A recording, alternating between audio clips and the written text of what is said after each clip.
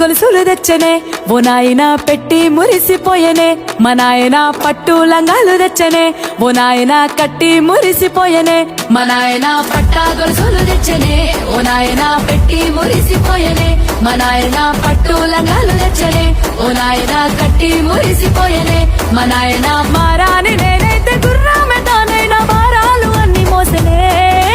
పేరుగల్లా పేరుగల్లా పేరుగల్లా Peddireddy బిడ్డనో రామచిలుక